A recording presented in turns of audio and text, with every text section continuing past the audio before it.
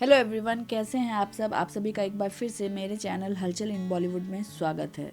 सुशांत सिंह राजपूत ने एक बार कहा था कि फिल्म इंडस्ट्री में आपका कुछ सोचना या विचार करना कंट्रोवर्शियल हो सकता है, इसलिए अपना मुंह बंद रखकर बेवकूफ़ दिखने में ही भलाई है। सुशांत के जीते जी जितना वो कंट्रोवर्सी से बचने की कोशिश करते रहे, उतना ही उनके मरने के बाद उनकी लाइफ पर कंट्रोवर्सीज होती रही। सुशांत बचपन से ही शाय थे, पर बहुत ही इंटेलेक्चुअल थे। उनका इंटेलेक्चुअल दिमाग ही उन्हें जितना लोगों से अलग, खास और सफल बनाता रहा, उतना ही इस दुनिया से डिटैच भी करता रहा। आप जब सुशांत की आईआईटी में दी गई स्पीच सुनेंगे तो आपको महसूस होगा कि उन्हें सांसारिक मोहमाया से एक विरक्ति सी महसूस होने लगी थी। सफलता और पैसा अब उन्हें वो इंटरटेनमेंट नहीं दे पा रहा था जो वो अपनी लाइफ से चाहते थे। सुशांत का जन्म पूर्णिया, बिहार में हुआ था। 2002 में उनकी मां का देहांत हुआ, जिसके बाद न केवल उनकी फैमिली पूरी तरह से बिखर गई, बल्कि सुशांत भी काफ़ी हद तक डिप्रेस हो गए थे। उनकी बहनों के रूप में उन्हें मां की छाया तो मिली, पर शायद वो ममता नहीं मिल पाई। सुशांत की मां के गुजरने के बाद पूरा परिवार दिल्ली शिफ्ट हो गया। सुशांत बहुत ही ब्राइट स्टूडेंट थे, इसलिए उनकी स्कूलिंग में न केवल उन्हें अच्छे मार्क्स मिले, बल्कि AIEEE में उनका 7वां रैंक था। उन्होंने वहां से मैकेनिकल इंजीनियरिंग करने की शुरुआत की और फिर सुनहरे भविष्य का सपना देखना शुरू किया।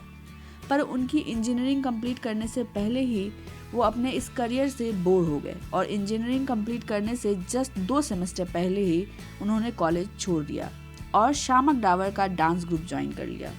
आर्ट में उनका मन लगने लगा और फिर उन्होंने डांस से सीरियल, सीरियल से रियलिटी शो और रियलिटी शो से फिल्मों तक का सफर कुछ ही सालों में तय कर लिया। दरअसल पवित्र रिश्ता से उनका मानव का किरदार इतना फेमस हुआ कि सड़कों पर भी लोग उन्हें मानव ही पुकारने लगे। सुशांत को डर लगने लगा कि उनका करियर इसी किरदार में सिमट कर रह न जाए, इसलिए अंकिता लोखंडे से प्यार होने के बावजूद 2.5 साल बाद ही उन्होंने इस सीरियल को छोड़ दिया। फिल्मों में जब तक काम नहीं मिला वो रियलिटी शो करते रहे और उसके बाद 2013 में काइपो 6 मूवी से उन्होंने अपना फिल्म डेब्यूट किया। फिल्मों में उन्हें सफलता तो मिली, पर कहीं ना कहीं वो इस फेम और मनी में वो खुशी नहीं ढूंढ पाए जो वो पाना चाहते थे। उन्होंने IIT में दिए गए अपने स्पीच में कहा है कि उन्हें फेम और मनी मिलने के बाद जिस खुशी मिलने की उम्मीद थी या जिसका वादा किया गया था, वो केवल एक मिथ लगी। एक वक्त के बाद आपको इस फेम और मनी की आदत होने लगती है और फिर आपको कुछ भी एक्साइट नहीं करता। सुशांत अब एक एक्सपीरियंस्ड इंटेलेक्चुअल पर्सन की तरह बात करने लगे थे। उनका अंकिता से 10 साल का रिश्ता चला, फिर उसमें दूरी भी आ गई।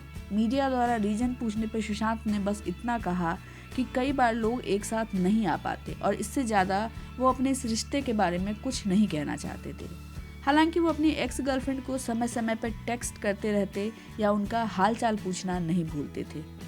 उनकी आत्महत्या और ड्रग्स के मामले से पहले भी सुशांत के साथ कई कंट्रोवर्सीज जुड़ी, जैसे कि दिल बेचारा की एक्ट्रेस संजना संघी द्वारा सुशांत पर मी टू जैसे कैंपेन के जरिए सेक्सुअल हैरेसमेंट का आरोप लगा। फिर उसके बाद उनका नाम एक एक करके सभी अपनी फिल्म की एक्ट्रेस से जुड़ने लगा, जैसे कि सारा अली खान, कीर्ति सेनन। सच्चाई चाहे जो भी हो, पर सुशांत के फैंस की नज़र में उनकी बैड बॉय की इमेज नहीं थी, बल्कि एक बेहद ही प्रोग्रेसिव पर्सन की इमेज बनी हुई थी और फैंस कहीं ना कहीं उनके करियर में अपनी इमेज भी ढूंढने की कोशिश करते थे। सुशांत इंडस्ट्री में शाहरुख के बाद दूसरे इंसान थे जिन्होंने चांद पर जमीन खरीदी थी। उनमें साइंस और यूनिवर्स पर बेस्ड चीज़ों को जानने की बेहद जिज्ञासा थी। उनके पास एक महंगा टेलीस्कोप था जिससे वो यूनिवर्स की दुनिया में दाखिल होते थे।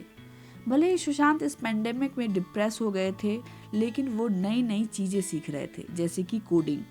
सुशांत का मानना था कि दुनिया का भविष्य अब कोडिंग ही है।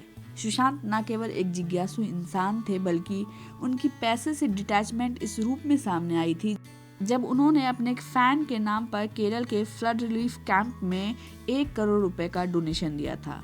उन्होंने आसाम में भी बिना किसी पब्लिसिटी स्टंट के 1.25 करोड़ रुपए का चेक दिया था और इसका जिक्र वहां के गवर्नर ने भी बाद में किया। सुशांत एक्टिंग की दुनिया के चमकते सितारे थे। काश वो चमकता सितारा इस दुनिया से अलविदा ना कहा होता। कुछ लोगों का मानना है कि सुशांत सिंह राजपूत अगर जिंदा होते तो उनकी जर्नी शाहरुख खान जैसी होती और शायद उनकी सफलता भी टीवी से फिल्मों तक शाहरुख खान जैसी ही होती। आज के लिए बस इतना ही। अगर आपको ये वीडियो पसंद आता है प्लीज़ इसे लाइक और शेयर करें और हमारे चैनल को सब्सक्राइब करना ना भूलें। Thank you so much.